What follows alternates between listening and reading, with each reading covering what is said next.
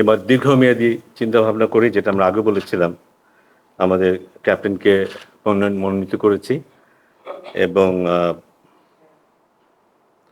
আগামী বিশ্বকাপ 2026-এর যে টি-20 বিশ্বকাপ মার্চে অনুষ্ঠিত হতে যাচ্ছে, সেই বিশ্বকাপকে সামনে রেখেই সেই পর্যন্ত লিটন কুমার দাসকে আমাদের জাতীয় দলের টি-20 দলের অধিনায়ক হিসাবে মনোনীত করা হয়েছে।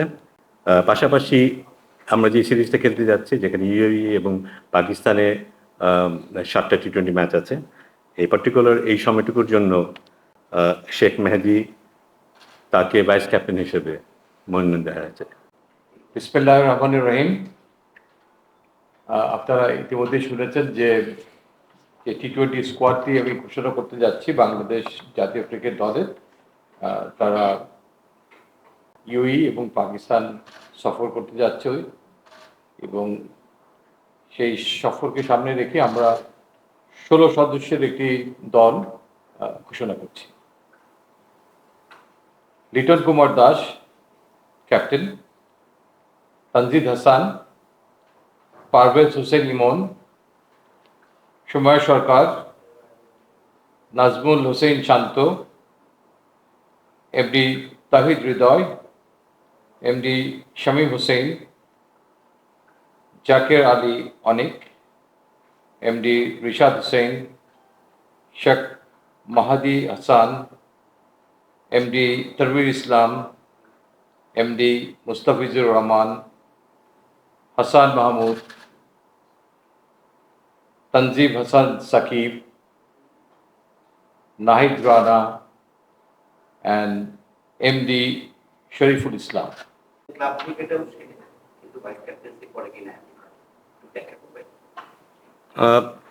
যে দলটা এই মুহূর্তে আছে সেখানে কিন্তু খুব অভিজ্ঞতা সম্পন্ন খেলোয়াড়ের সংখ্যা খুব কম। এটা আমরা সবাই জানি যে শেখ মেহেদী কিন্তু টি-20 ফর্মেটে কিন্তু kind of an automatic choice, regular player কিন্তু, এবং ওর যে অভিজ্ঞতা আছে, ওর যে ট্যাকটিক্যাল নলেজ আছে, সেটা আমরা প্রায়শই দেখতে পাই এবং সেটার ব্যাপারেও সেটা আমাদের চোখে পড়েছে। সেটা নিয়ে আমরা সিলেক্টর বলেন কিংবা কোচ কিংবা আমাদের অন্যান্য যারা আছেন তাদের সবার সাথে এটা নিয়ে আলোচনা হয়েছে এবং মনে হয়েছে যে এই মুহূর্তে আমরা যদি তাকে এই সুযোগটা দিই, আমরা দেখতে পারবো যে সে কিভাবে সেটা প্রয়োগ করে। আমরা যদি আপনি খেয়াল করে দেখেন যে আমরা কিন্তু শুধু এই সিরিজের জন্য কিন্তু এটা ঘোষণা করেছি এবং পাশাপাশি একজন অধিনায়কের আন্ডারে 2-3 জনকে আমরা ট্রাই করব, তাদের মধ্যে কেউ না কেউ হয়তো বেরিয়ে আসবে খুব ভালো হিসেবে এবং তাকেই হয়তো পরবর্তীতে আমরা কন্টিনিউ করবো।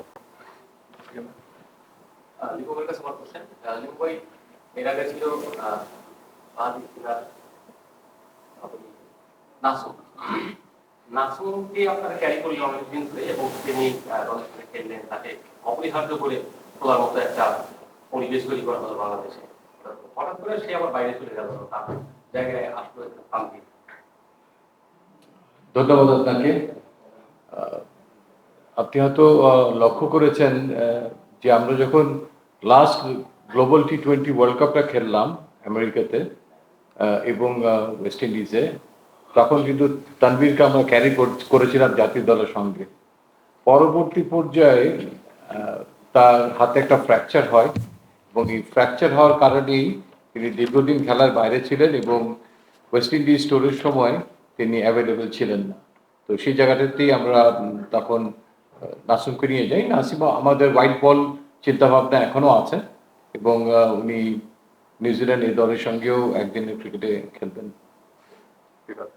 আলিফ ভাই, আপনারা যখন ক্যাপ্টেন নির্বাচন করেন, ক্যাপ্টেনের সঙ্গে যখন বসেছিলেন, তো ক্যাপ্টেনের ভাবনাটা কি পর্যন্ত নতুন ক্যাপ্টেন হিসেবে দেওয়া হয়েছিল? প্রায় উল্টিতে তিনি ক্যাপ্টেন ছিলেন, তো ক্যাপ্টেনের থট কি ছিল? আর সঙ্গে আগের আমাদের যে তিন ফরম্যাটের ক্যাপ্টেন ছিল শান্ত, তার সঙ্গে আলোচনা হয়েছে কিনা, তিনি তখন কি করছিলেন?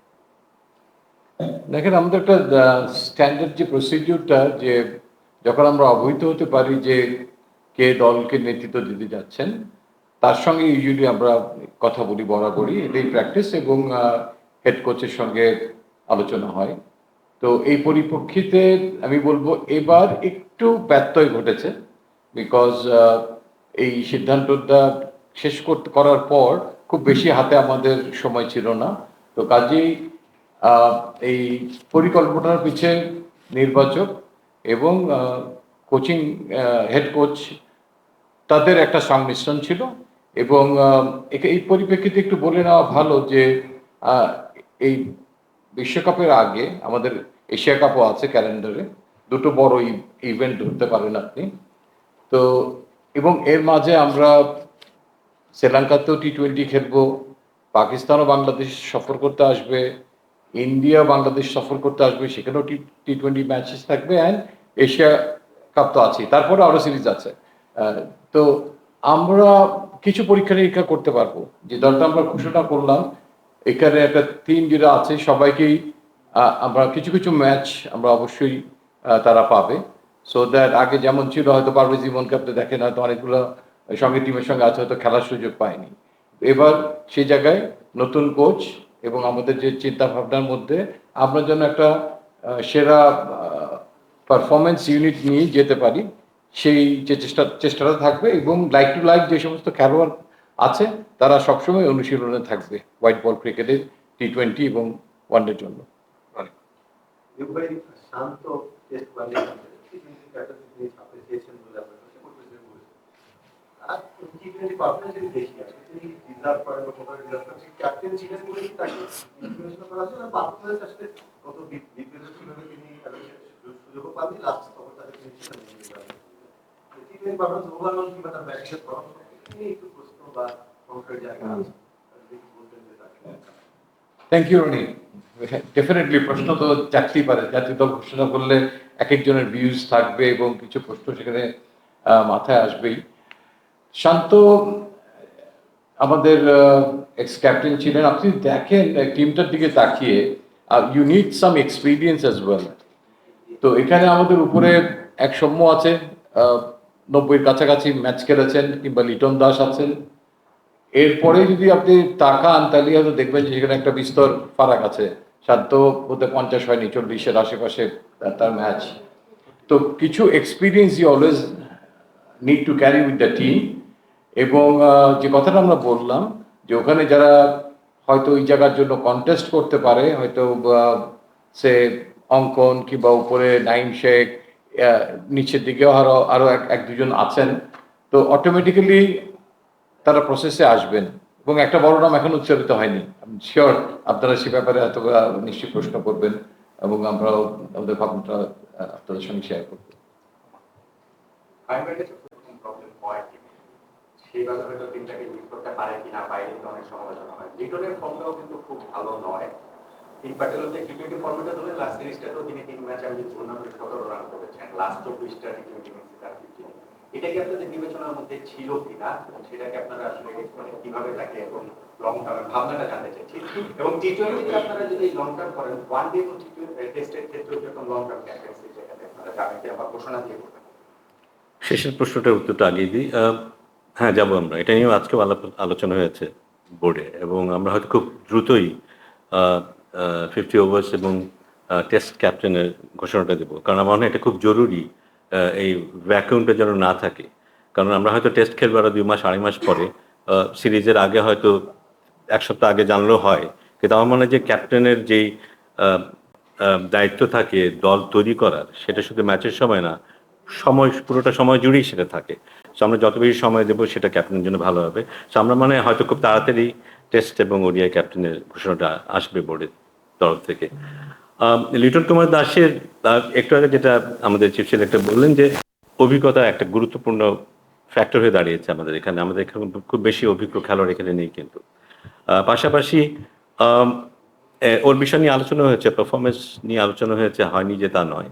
বাট আমাদের মনে হয়েছে যে ওর মধ্যে যেই সম্ভাবনাটা আছে, ও যদি নিজের খেলাটাকে ঠিকমতো গুছিয়ে নিতে পারে, তাহলে হি can be an asset for the team. Or captaincy নিয়ে সবারই যথেষ্ট ইতিবাচক চিন্তাভাবনা আছে, কিন্তু সবারই। যারা খুব টেকনিক্যালি সাউন্ড তারাও বলে, তার ক্যাপ্টেন্সির গুণের কথাটা বলে। কিন্তু ওর খেলাটার পাশাপাশি আমরা জানি যে তার পারফরমেন্সটা খুব জরুরি, ব্যাটিংয়ে বিশেষ করে। সেটা যদি আমরা একটু গুছিয়ে নিতে পারি, তাহলে মনে হয় আমাদের এই দলটা ওখানে ও খুব ভালো একটা রোল প্লে করতে পারবে, দলের শক্তির একটা বড় জায়গা হয়ে দাঁড়াতে পারে লিটন কুমার দাস। একটা রিলেটেড কোশ্চেন আছে লিটু ভাই কাছে, যে লিটনকে আসলে আপনারা T20 ফরম্যাটের কোন পজিশনে যেন বাঁচানো যায়, কিন্তু সার্বিক তামিম, পারভেজ ইমন, সৌম্য সরকার, লিটন দাস, ইভেন শান্ত হতে চান, ক্যাপ্টেন তার পারফরমেন্স এসব বিষয় রয়েছে, T20 ফরম্যাটে লিটনের ব্যাটিং অর্ডার কোন পজিশনে? এখানে আমি মনে করি যে তাকে 3 নম্বরে ব্যাট করানো হবে, এবং 3 নম্বরে ব্যাট করলে দলের যে চাহিদাটা থাকে, যে ইম্প্যাক্ট রাখার যে প্রয়োজনীয়তাটা থাকে, সেই রকম ভাবেই তাকে গড়ে তোলার চেষ্টা টিম ম্যানেজমেন্টের তরফ থেকে থাকবে। এবং এই যে দলনায়কের যে দায়িত্বটা তিনি তার উপর অর্পিত হলো, আমার মনে হয় যে সেটা কিছুটা রক্ষা করা এবং সুন্দরভাবে সেটাকে ক্রুজ করার দায়িত্ব একজন খেলোয়াড়ের উপরও বর্তায়, প্রতিটা খেলোয়াড়ের উপরই বর্তায়। আমি মনে করি তারপরও এই নতুন হেড কোচের নেতৃত্বে আমি মনে করি যে অপোজিশন তাকে যে জায়গায় ঘায়েল করছিল সেই জায়গাগুলোর দিকে আলোকপাত করা হবে, এবং সে যেন একজন সফল ব্যাটসম্যান হিসেবে আবির্ভূত হতে পারে এবং সামনের থেকে দলকে নেতৃত্ব দেওয়ার মতো অবস্থায় যেতে পারে। আমার মনে হয় টিম ম্যানেজমেন্টের তরফ থেকে সেই সাপোর্টটা তার জন্য থাকবে, এবং যে কাজটা করতে হবে সেই কাজটা কিন্তু খেলোয়াড়কে ultimately end of the day করতে হবে। দীপু ভাই, Naim Sheikh last NCL T20 তেও হাইস্ট রান গেটার ছিলেন এবং বিপিএল এও হাইস্ট রান গেটার ছিলেন। একটা টুর্নামেন্টে হাইস্ট রান গেটার বলে বলা হয় যে তিনি যেহেতু টানা দুটো টুর্নামেন্টে এবং সবশেষ ডিপিএল এও 120 স্ট্রাইক রেটে 600 বেশি রান করেছেন, দ্যাট মিন্স তিনি এই ক্রিকেটটা ধরতে পেরেছেন। তার পারফরম্যান্সের পরেও তাকে ওই সুযোগটা দেয়া হলো না। তো এই জায়গাটা আপনার কাছে মনে হয় কিনা যে টানা পারফর্ম করে গেলেও ক্রিকেটাররা যখন সুযোগ পায় না তখন তাদের জন্য অনেক বেশি ডিমোটিভেটেড এরা? আপনার 50% কোশ্চেন আপনি শেষ করেছেন। আমার জন্য ভালো উত্তর দিতে যদি বাকিটা আপনি বলেন, আমরা যে 3জন ওপেনারকে নিয়েছি, আপনি ঠিক কার জায়গায় তাকে দেখতে চান, then I will get back to you. এখন একজন সাংবাদিক হিসেবে আমার তো আসলে দেখার জায়গাটা নাই, কারণ আমি সিলেক্টর না। আমি সাংবাদিক, আমার কাছে প্রশ্নটা এসেছে। ঠিক আছে, এটা I think you need to develop.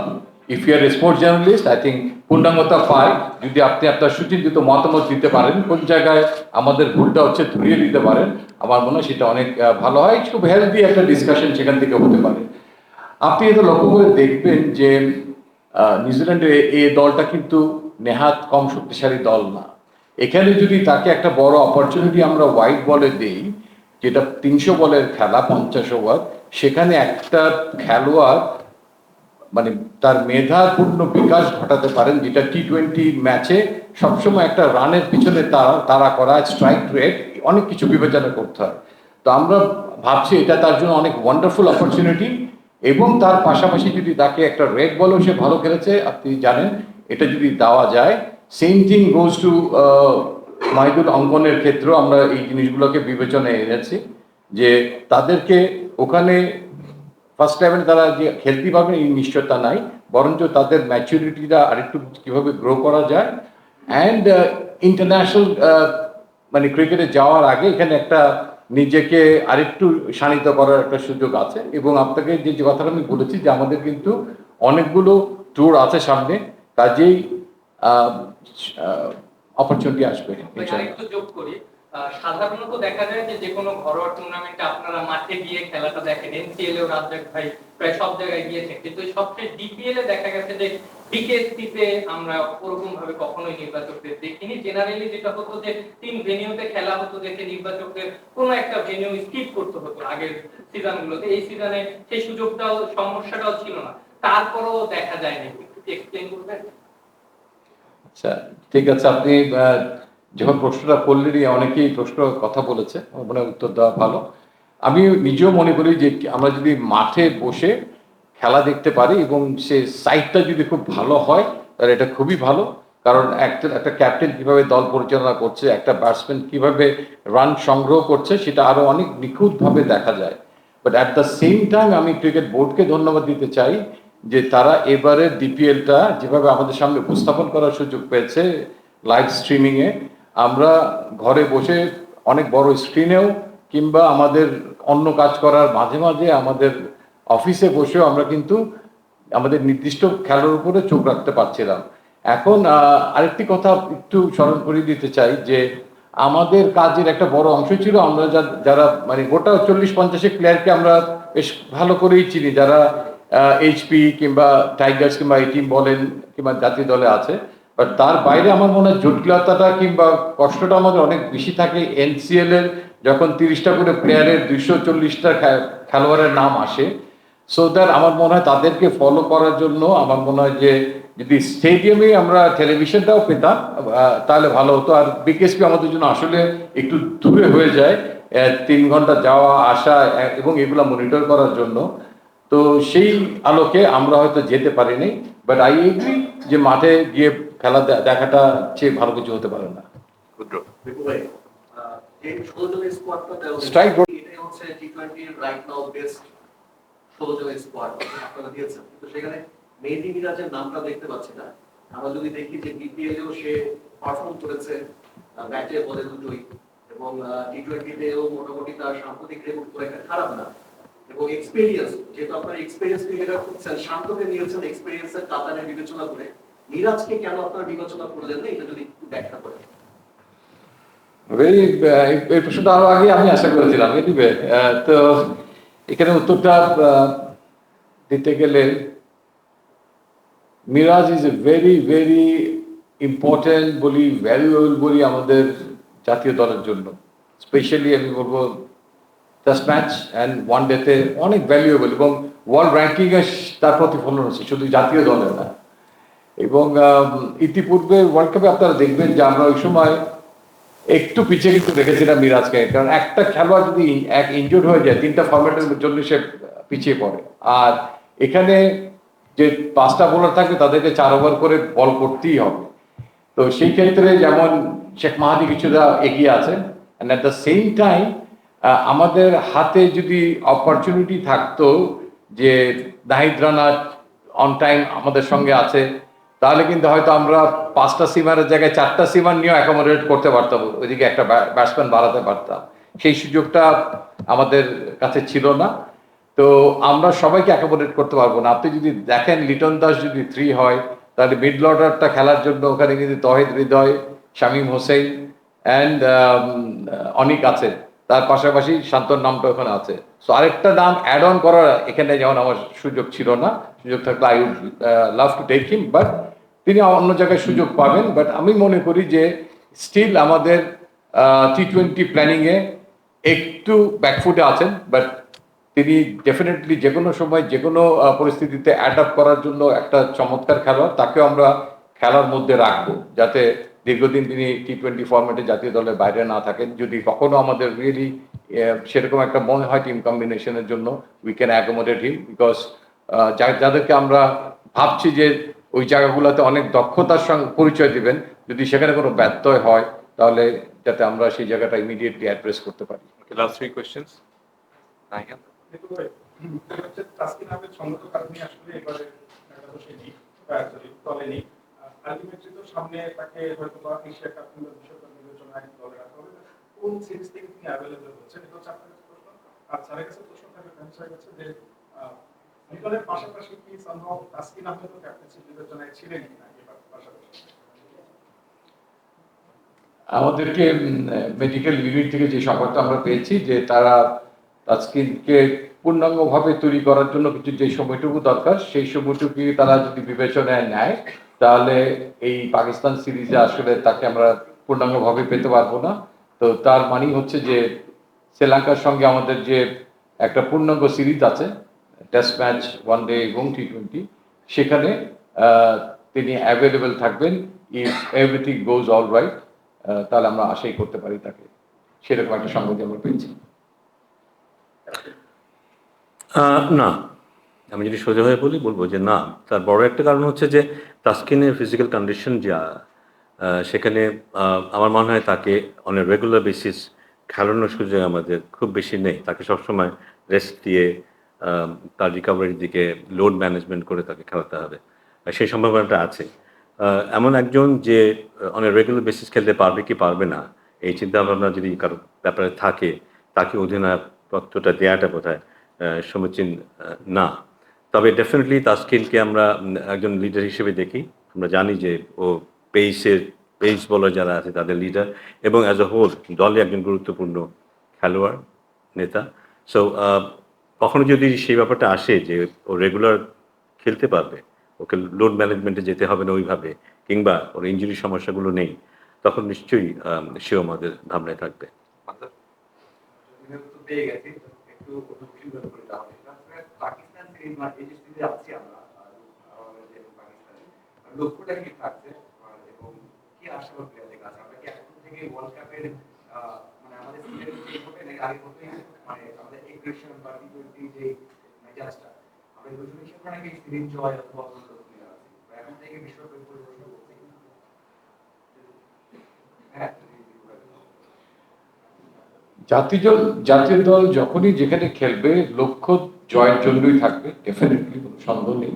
তবে জয় অর্জন করার জন্য আমি ব্যক্তিগত মনে করি যে মেজাজে টি20 ক্রিকেট যাচ্ছে, ট্রান্সফরমেশন অফ ক্রিকেট যেভাবে হচ্ছে, তো তার জন্য দ্বিপাক্ষিক সিরিজের মাধ্যমে আমাদেরকে তৈরি হতে হবে যে কোনো গ্লোবাল টুর্নামেন্টে যদি আমরা আমাদের গড়পড়তা পারফরমেন্সের থেকে আরো ভালো পারফরমেন্স করতে চাই, তাহলে আমার মনে হয় একটা হচ্ছে অনুশীলনে সেটাকে রপ্ত করা, দ্বিতীয়টা হচ্ছে তার এফেক্টটা ঝলকটা যেন কিছুটা হলেও আমাদের দ্বিপাক্ষিক সিরিজগুলোতে পড়ে। সেখানে হয়তো আমরা কোনো ম্যাচ বড় ব্যবধানে হারতেও পারি, কিন্তু আমাদের অ্যাপ্রোচটা যেন মধ্যে পরিবর্তন আসে, সেটাই আমাদের তরফ থেকে মেসেজ। আপনি বলছিলেন যে নাহিদ রানা এবং নাহিদ রানাকে এই জায়গাটাতে নাহিদ রানা কিন্তু রিশাদ হোসেন তারা পিএসএল খেলছেন, তারা কোন দলের সাথে যোগদান করবেন? এই দুটা ম্যাচ কি পাওয়া যাবে কিনা, নাকি পাকিস্তান সিরিজে পাওয়া? আমার কাছে যতটুকু খবর আছে যে তাদেরকে আমরা হয়তো পাবো, ডিপেন্ড করছে ফলাফলের উপরে। যদি যারা এই দুইটি দলে খেলছেন তারা যদি কোনোভাবে এলিমিনেটর পার হয়ে চূড়ান্ত পর্যায়ে চলে যায় এবং তাদের দল যদি তাদেরকে চায়, আমার মনে হয় তখন ক্রিকেট বোর্ডের ফাইনাল কলটা নিতে হবে। দ্বিপাক্ষিক বোর্ডের একটা সম্পর্কের ব্যাপার আছে, কমিটমেন্টের ব্যাপার আছে। তারপরেও একটা অংশে নিশ্চয়ই লেখা থাকে যে যদি আমাদের জাতীয় দলে কোনো প্রয়োজন হয় তাহলে আমরা আমাদের প্লেয়ারকে আনতে পারি। তবে সেটা বিচার বিবেচনা করে দেখার ব্যাপার যে ইউএর সঙ্গে আমাদের সেটা কতটুকু আমরা ছাড় দিতে পারি। আর একটা ছোট্ট জিনিস আমি অ্যাড করতে চাই, আমাদের যেহেতু 7টা ম্যাচ, সেটাও একটা কারণ ছিল যে আমাদের বোলারদের সাধারণত কোনো না ছোট বড় ইনজুরিতে পড়ে, তো সেখানে যেন লোড ম্যানেজমেন্টটা ঠিক হয়। দুটো কারণ ছিল, নাইট রানার মানে কখন পাবো সেটা না জানাটা, এবং এই লোড ম্যানেজমেন্ট আর একটা ইস্যু। অ্যান্ড থার্ডলি এই বোলিং ইউনিটের মুখ্য ভাগ যেহেতু যাচ্ছে দলের সঙ্গে, তাহলে তারা এই পরবর্তীতে যে সিরিজটা আসতেছে তার জন্য কিন্তু পূর্ণাঙ্গভাবে ট্রেনার এবং বোলিং কোচের সঙ্গে থেকে তারা প্রস্তুতিটা নিতেও পারবে সেখানে যারা খেলবে না। রাজ্জাক ইজ হিয়ার, ভাই কিছু লাস্ট উইকেন্ড স্টুডিও আসলে রিপোর্ট মতো ছিল টেস্ট ডিপার্টমেন্টে, তো এই সিরিজ আসলে তিনি নেই। আর যদি টেস্ট হিস্টরি দেখি লাস্ট সিরিজে নাহিদ হাসান তিনি প্রথম ম্যাচ ছিলেন স্কোয়াডে, বাকিও আটকে বাদ দিয়েছে, আটকে বাদ দেওয়া ফলে এটা কি আসলে ক্রিকেটারদের কাছে কোনো ভুল পাওয়া যাচ্ছে কিনা, তার দ্বিতীয়ত হচ্ছে ক্রিকেটারদের সঙ্গে এই বিষয়ে আসলে আপনাদের ক্লিয়ার কমিউনিকেশন থাকে কিনা? কারণ হচ্ছে দেখা গেছে পরবর্তীতে ক্রিকেটাররা অভিযোগ করেছে তাদের বলা হয় যে বার্তা দেওয়া হয় না, এই বিষয়ে আসলে আপনাদের সাথে ক্লিয়ার কমিউনিকেশনটা থাকে কিনা বা আছে কিনা? রিপন মন্ডলের কথা ফার্স্টে বলি। রিপন মন্ডলেরটা ছিল এরকম যে ও খুবই ইয়াং, প্রমিজিং, এবং তখন আমাদের একটা ভ্যাকেন্সি ছিল টিমে। তো ওকে কিন্তু খেলানোর জন্য না, ওকে টিমের সাথে রেখে যাতে ও এই ফ্লেভারটা সম্পর্কে কিছুটা হলেও পরিচিত থাকে। অ্যাট দ্য সেম টাইম আমাদের এখন যেহেতু ইমাজিন এবং এ টিম দুইটা খেলা চলছে, তো ন্যাশনাল টিমে নিলে আসলে রিপন মন্ডলের খেলার চান্স খুবই কম। তো এই কারণে ওকে বাইরে রাখা যে এখানে আগে আরো খেলুক ও, যাতে ও হি ইজ ভেরি প্রমিজিং, আপনারা সবাই জানেন। তো এটা আর জাকির হাসানের অবশ্যই পায়, অবশ্যই এখানে না পাওয়া। দেখেন, যখন একটা টিম হয়, প্লেয়ারদের ক্ষেত্রে যেটা হয় তারা নিজেরাই জানে আসলে, মানে জানানো হোক আর না জানানো হোক সবাই বুঝে যে জাকির কি বুঝতে পারেনি যে জাকির থাকবে না। আমাদের মেইনলি যেটা হয়েছিল জাকিরের ক্ষেত্রে, আমাদের কিন্তু সাধারণত দেশে খেলা হলে 14 মেম্বারের টিম দেওয়া হয়, তাই না? তো যেহেতু কনকাশন ইস্যু আছে, সেই বিবেচনা করেই কিন্তু আমরা ওকে আসলে 15 জন ইয়েতে রেখেছিলাম। ও কিন্তু ফার্স্ট 11-এ আসলে ছিল না ফার্স্টেই। তো সেকেন্ড টেস্টে যখন আমাদের আসলে চিন্তা করা হলো, তো খুব স্বাভাবিকভাবে যদি রিপ্লেস করতে হয় তাহলে ওরই রিপ্লেসমেন্ট হবে। অ্যাট দ্য সেম টাইম আমাদের এই যে এ টিম আছে ওরা খেলবে সবাই, মানে যারা বাইরে আছে ন্যাশনাল টিম থেকে বাইরে এসছে সবাই কম বেশি ম্যাচ খেলবে এখানে, মেইনলি এটার কারণেই আসলে করা। অ্যাড করি আপনাকে, সিলেট টেস্টটা শেষ হওয়ার পরে I think I had more than 40 minutes discussion with Zakir Hasan, অনেক লম্বা, যেহেতু ওখান থেকে চলে যাবে, সামনে আমাদের পরিকল্পনা কি, ওর কি করণীয়, তো সেগুলো নিয়ে এমন একটা হেলদি ডিসকাশন ওখানে আমার সঙ্গে হয়েছে। লিও ভাই, এবারে স্কোয়াডে কি কেউ আছে যারা আসলে 11 এ চান্স পাবেন না? মানে স্কোয়াডে থাকলে তো আমরা যেটা বুঝি 11 এ মানে সিলেক্ট হওয়ার জন্য তারা। আমি তোমাকে একদম পূর্ণাঙ্গ ভাবে তো আমি এটার উত্তর তোমাকে দিতে পারবো না, তবে আমাদের একটা ডিসকাশনের একটা বিরাট অংশ ছিল যে আমরা অপরচুনিটি এবার দিব এবং হেলদি অপরচুনিটি থাকবে। একদম 7টা ম্যাচ তো কাজে 16 আনা তো মিলবে না, মানে একটা রিজনেবল একটা জায়গায় আমরা পৌঁছানোর চেষ্টা করবো, এরকম একটা আলোচনা ছিল। আর সবাই জানে যে ফার্স্ট 11টার সময় কিন্তু আমরা একটা ব্যাকফুটে থাকি, তারপর আমাদের সঙ্গে টিম ম্যানেজমেন্ট একটা ভালো ডিসকাশন হয়েছিল।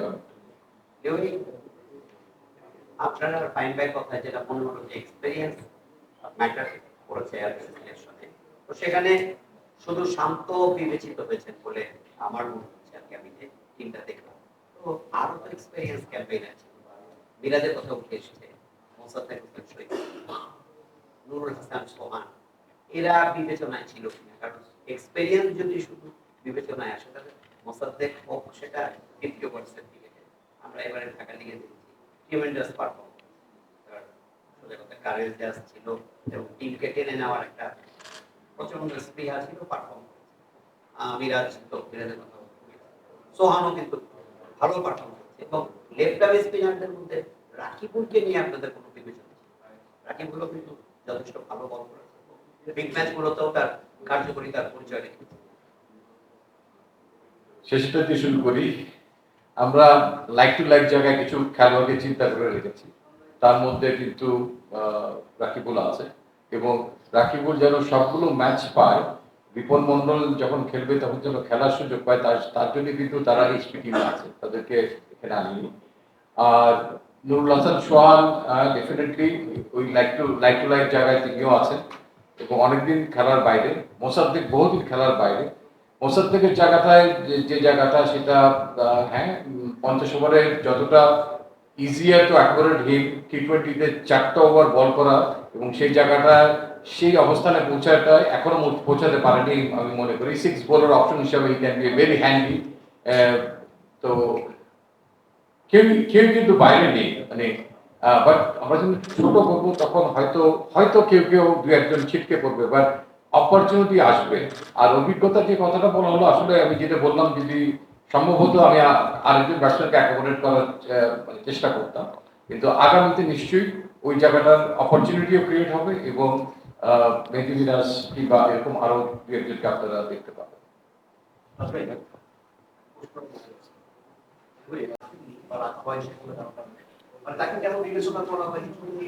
ও আমাদের সিস্টেমের মধ্যে আছে, ওর মেইনলি ওর ফিটনেস বা এই সব ইস্যু নিয়ে আসলে ওর সঙ্গে আজকেই বসার কথা আমাদের মেডিকেল ইউনিটের। ইভেন আমাদের খুব সম্ভবত ন্যাশনাল টিমের ট্রেনারও ওকে ইয়ে করবে। তো আগে ক্লিয়ারেন্স পাওয়ার পর তারপর অবশ্যই ও আমাদের চিন্তার বাইরে না আসলে। আমি একটু অ্যাড করবো আপনাকে, ও কিন্তু আমাদের চিন্তার মধ্যেই ছিল, মানে he was about to make last world cup, because primary দলে আমরা তাকে রেখেছিলাম, তা আনফরচুনেটলি রাখতে পারেনি। পরবর্তী পর্যায়ে কিন্তু টাইগারের যে একটা সুন্দর প্রোগ্রাম হয়েছিল, ওই প্রোগ্রামটা একটা বড় অংশ সে মিস করে যায় তার একটা ফ্যামিলি ক্রাইসিসকে অ্যাড্রেস করতে। তারপরে কিন্তু আমরা তাকে এই দলের হয়ে একদিনের ম্যাচের জন্য নিয়েছিলাম পাকিস্তান, এই দলের সঙ্গে খেলার জন্য। পাকিস্তান যে সিরিজটা অনুষ্ঠিত হলো, যখন আমরা টেস্ট ম্যাচ খেললাম পাশাপাশি, তখন তিনি কিন্তু আবেদন করেই 2 মাস তাকে ক্রিকেট থেকে যেন বিরত রাখা হয় সেজন্য আমাদের কাছে আবেদন করেন। Mentally he was bit depressed. তো আমরা বলেছি যে ঠিক আছে, কোনো অসুবিধা নেই। তো আবার তিনি তার আগ্রহ দেখাচ্ছেন, তিনি পারফর্ম ভালো করছেন।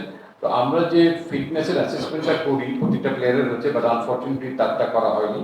তার দুটো স্ট্রেস ফ্র্যাকচার ছিল আগে, যেটা নাকি অনেক ভালো হয়েছে দেখে তিনি খেলতে পারছেন এখন।